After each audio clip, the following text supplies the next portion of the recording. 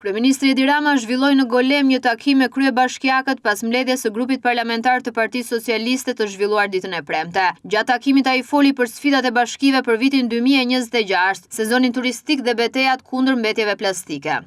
Viti nisi me një situatë të vështirë atmosferike, që preku një pjesë jo të vogël të teritorit, të komuniteteve, dhe që na përballi me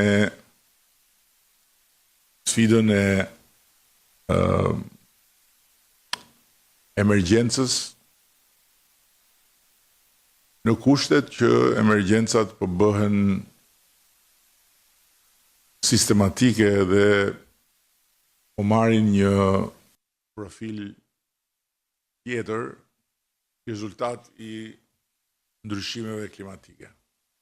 Papërgjegjshmëria rrënjëse e shumë kujt ndër ne,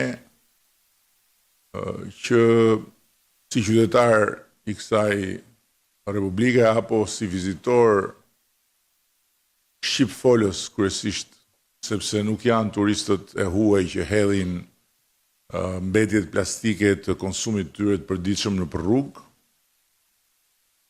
e konsideron këtë vend si një landfill kudo ku ndodhet dhe hedh shishen e zbrazur të ujit apo të pijeve jo alkolike ose qesen plastike, dhe gjithë kjo sasi e madhe që hidhet rrugëve, ku këtu hyn edhe mungesa e një menaxhimi ashtu siç do duhej të mbetjeve të konsumit familjar në teritoret rurale.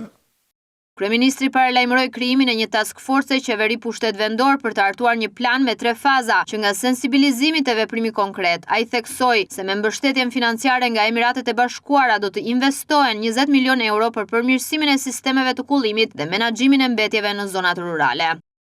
Ndikimi i njeriut mbi këtë situatë duhet të vetëdijsohemi dhe duhet të angazhohemi për të ndërmarrë një ofensiv të përbashkët në nivelin qendror dhe në nivelin vendor, dhe për të angazhuar sa të mundemi komunitetet, nga janë që të rrisim ndjeshmërinë ndaj këtij faktori dhe nga ana tjetër që të krijojmë kushtet për ta vënë në kontroll këtë faktor kaq të rrezikshëm. Kjo është arsyeja pse i kam kërkuar ministrit të pushtetit vendor që të ngrej një task force të përbashkët mes qeverisë dhe pushtetit vendor, përbërë nga disa përfaqësues kyç të qeverisë dhe disa përfaqësues nga ju, për të konceptuar një plan me 3 faza, afat shkurtër, afat mesëm dhe afat gjatë, të përbashkët, 360 gradë, që nga sensibilizimi tek veprimi në shumë dimensione. Ai është shprehur se nuk do të ketë rikandidim nga ana e kryebashkiakëve nëse nuk arrihet objektivi i 1000 investimeve nga paketa e maleve. Tani, si ka mundësi që nuk ka mbaruar akoma faza e parë në të gjitha bashkitë? Çfarë është kjo shkencë e madhe për të përcaktuar hartën ku do të bëhet ky zhvillim?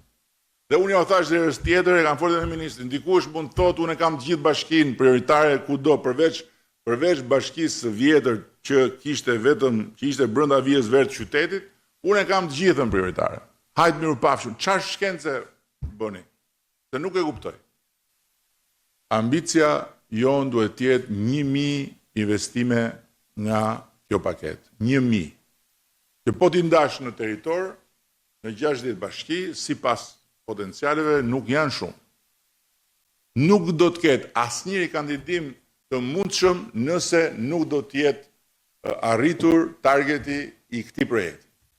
Kreu i qeverisë kërkoi gjithashtu që këtë vit të bëhet një hap i rëndësishëm drejt bashkësisë sipërmarrëse, duke kthyer pushtetin vendor në një forcë aktive ekonomike, e jo thjesht mbledhse taksash.